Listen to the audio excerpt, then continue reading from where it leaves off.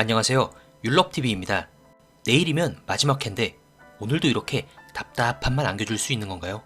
시원한 사이다를 바랬던 시청자분들 역시 많이 답답하셨을 텐데요. 그래도 내일 마지막 회는 그 이상의 사이다를 선사해 줄 것으로 기대해 봅니다. 역시 한성애는 만만치 않은 여자였습니다. 아버지는 물론 어머니와 가족까지 버린 채로 한주그룹의 회장 자리에 앉게 되었는데요. 오죽하면 오늘 15회를 보면서 한성애가 정말 한영식의 친딸이 맞을까? 이런 생각도 했었습니다. 한성애가 친딸이라면 이렇게 큰아버지 그리고 자신의 친동생인 한성찬까지 제거해버리는 상황이 맞는 건지, 그리고 아버지를 감옥에서 썩게 만드는 게 맞는 건지 참 혼란이 오기도 했습니다. 그러면서 설마 한성애가 김이사의 숨겨진 딸인가? 뭐 이런 막장 생각까지 들게 만들었습니다. 교도소에 수감된 한영식은 이 상황을 뒤집을 카드를 하나 가지고 있었습니다. 그것은 바로 녹취 기능이 있는 볼펜이었죠. 한영식은 아주 예전부터 한성애의 야망을 경계해왔던 것으로 보입니다. 그는 14년 전, 그러니까 한성애가 많아야 20대 중반 정도 됐을 때부터 그녀를 경계하며 그녀 몰래 녹취를 해왔습니다. 아버지가 딸을 의심해 녹취를 하는 상황이 도무지 이해는 안 가지만 재벌들은 그럴 수도 있겠구나 하고 넘어가야겠죠. 어쨌든 그 녹취록에는 한성애가 큰아버지를 밀쳐서 죽게 만드는 것, 그리고 연주의 할머니를 차로 치는 것 등 이 모든 상황이 다 들어있었습니다.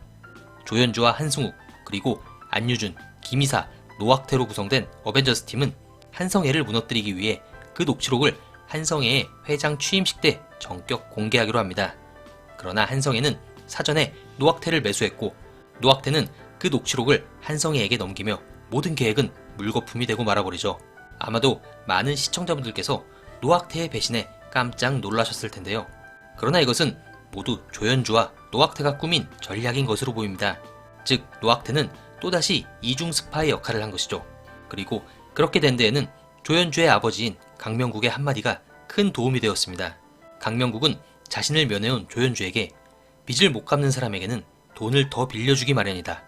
악인들은 상대가 잘 되는 것 같으면 더 폭주하게 해주는 경향이 있다. 이런 말을 합니다.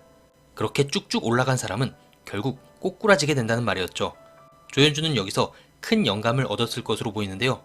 즉, 조연주는 14년 전 이 녹취록 하나 가지고는 기세등등한 한성애를 완벽하게 무너뜨리기 어려울 것이라 판단했을 겁니다. 따라서 잘 나가는 한성애를 더욱 폭주하게 만들어서 더 완벽한 범죄를 잡아내기 위한 작전을 세운 듯합니다. 마지막 회 예고편을 보시면 대략적인 상황이 그려지는데요.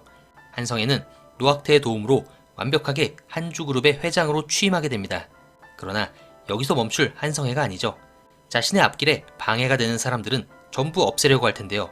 한성애는 자신의 편이 된 노학태에게 조연주를 잡아오라는 지시를 한 듯합니다. 예고편을 보시면 노학태 앞에서 약을 탄 술을 마시고 쓰러지는 듯한 조연주의 모습이 보이죠. 그렇게 조연주는 한성애 앞에 잡혀오게 됩니다. 그리고 아마도 이 상황에서 한승욱과 안유진이 등장하며 한성애는 납치, 현행범으로 잡히게 되지 않을까 싶네요. 거기에 똑똑한 노학태는 그 녹취록을 백업 정도는 해놨겠죠. 그리고 깨어난 강민아가 자신이 가지고 있는 한성애의 악행에 대한 또 다른 증거를 공개하고, 마무리로 한성운의 내연녀였던 그 아나운서를 통한 한성애의 모든 것들에 대한 언론 공개, 이런 식으로 사이다 복수가 이어지지 않을까 싶네요. 과연 내일 마지막 회는 우리에게 어떤 사이다를 안겨주게 될까요? 그럼 저는 마지막 회 리뷰로 다시 찾아뵙겠습니다. 감사합니다.